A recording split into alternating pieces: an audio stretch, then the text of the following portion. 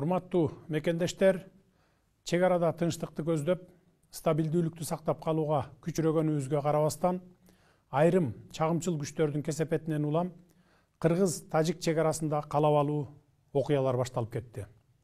Биз бул окуяларды ырбатпай, Кыргызстан менен Тажикстан элдеринин ортосундагы ынтымак, ырашкерликти сактап калуу үчүн 2 күндөн бери бардык аракеттерди жасап жатабыз.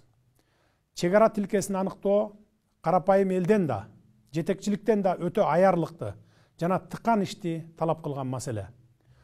Дүйнө элдеринин тарыхы буга күбө. Мындай олуттуу маселелер тынчтык сүйлөшүүлөрү аркылуу гана чечилип келген.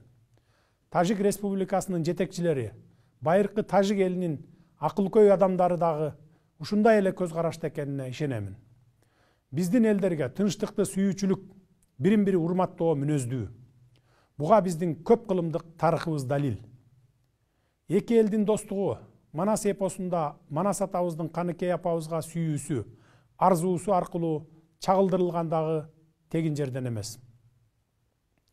21-кылымда Кыргыз менен Тажик элдери ынтымакта жашоонун өрнөгүн көрсөтүүгө тийиш. Буга биздин коңшу болгонубуздан сырткары табигый ресурстарга ээлик кылганыбыз да милдеттендирет. Мен асыресе суу маселеси жөнүндө айтып жатам.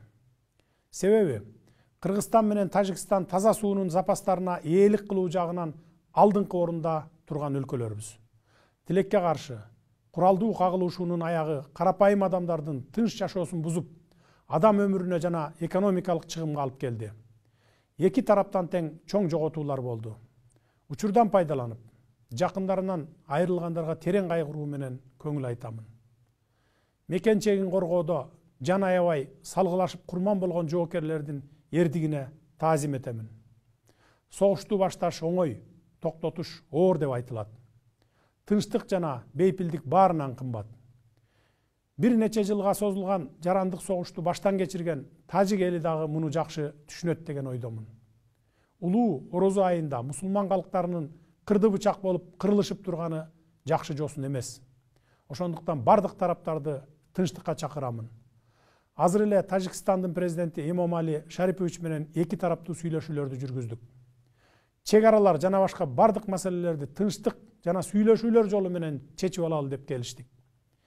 Эс тутумум жаңылтпаса, мындан 16 жыл мурда бүгүнкү күндөгү көйгөйдү эскерттим эле. Тагдырдын буйругу менен дал ушул көйгөйдү чечүү менин өз мойнума туш келген экен. Кудай буйрса, жакын араларда чечишип алабыз.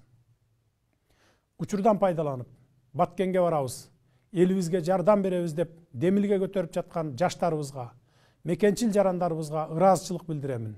Жана эмоцияга алдырбооңуздарды суранып кетемин. Баарын тынчтык жолу менен чечип алалы.